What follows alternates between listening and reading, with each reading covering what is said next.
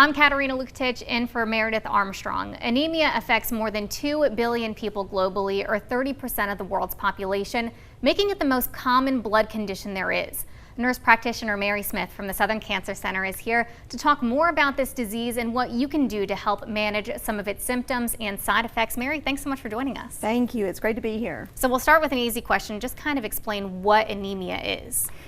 Well, anemia is not having enough red blood cells or damaged red blood cells. So how can someone notice? What would they notice if they think maybe they're anemic?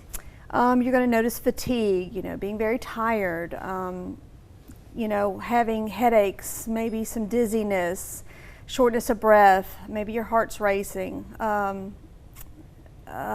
craving things that are non-food items like ice, possibly dirt, Wow.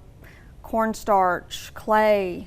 People crave a lot of strange things. And also you may be a little pale. Mm-hmm. So that's kind of a warning sign where people should think, okay, maybe I should go in and get Right, checked. absolutely. So if someone comes in, what's that process like of getting diagnosed with anemia? It's actually a simple blood test that can be done at their primary care physician's office. Just a simple CBC, a complete blood count that will give us the red blood cell count and the hemoglobin and the hematocrit, which gives us that diagnosis. Hemoglobin is it's actually a protein that carries oxygen. Mm-hmm. So when that's low, that's why you get those symptoms of feeling fatigued and short of breath and tired. So once someone is diagnosed as anemic, what does the treatment plan look like? I'm sure it's different for different patients. It is. It depends on the cause of anemia. If we trace it back to being a bleeding issue, we're going to try to fix that issue, mm-hmm. whether it's a GI issue or something like that. If it's something caused by a chronic disease process, such as renal failure or liver failure, then we're going to try to treat the symptoms. Retacrit or Procrit or Aranesp is a little subcutaneous shot that we give weekly to help the body produce more red blood cells. Also, if they're, let's say, iron deficiency anemia, we would, perhaps start them on an oral iron, and if that didn't work, we would give them an IV infusion of that, and that usually works really well. It just depends on what they're deficient in. We run an entire panel of tests to try to find out the cause of these things. So Mary, let's say someone is already anemic. What are some tips and tricks that you have that can help them manage their everyday symptoms? I think it's important for them to stay hydrated, and actually light exercise actually does help with fatigue. A balanced diet. You want to make sure if it is a vitamin deficiency, you're getting those leafy green vegetables in for the iron deficiency anemic, but a balanced diet and some light exercise. And caregivers are so important. What are some things that caregivers can do to help someone who's anemic?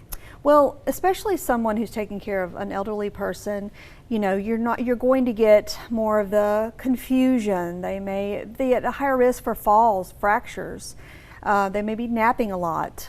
That's important to, if they're looking a little pale, very weak, just very tired, they feel like their heart's racing, headaches, dizziness, that sort of thing. And then with children, you're looking for the more irritable, they get irritable, they're taking more naps, they look pale. So someone coming to the Southern Cancer Center, they can expect thoroughness from whoever is helping treat them, absolutely. Right? We have a phenomenal team, and we love getting into that and finding out the reasons.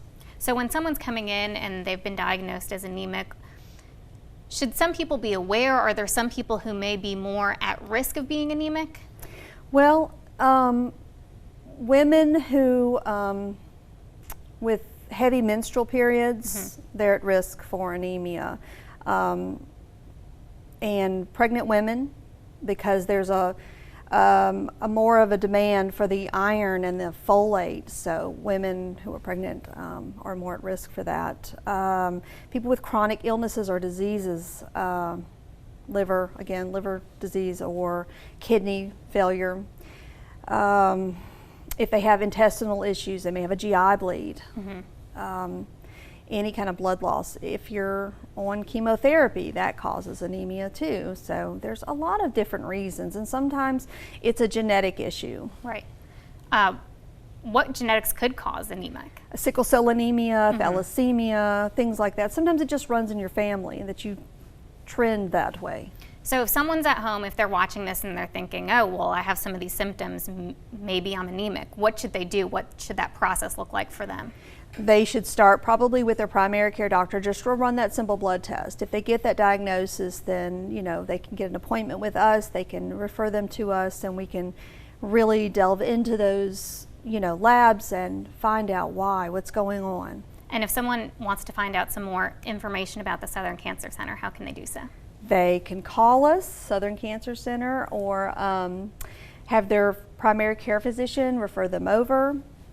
All right, Mary, thanks so much for joining us with the Southern Cancer Center. Thank you. Thanks for joining us today for The Doctor Is In.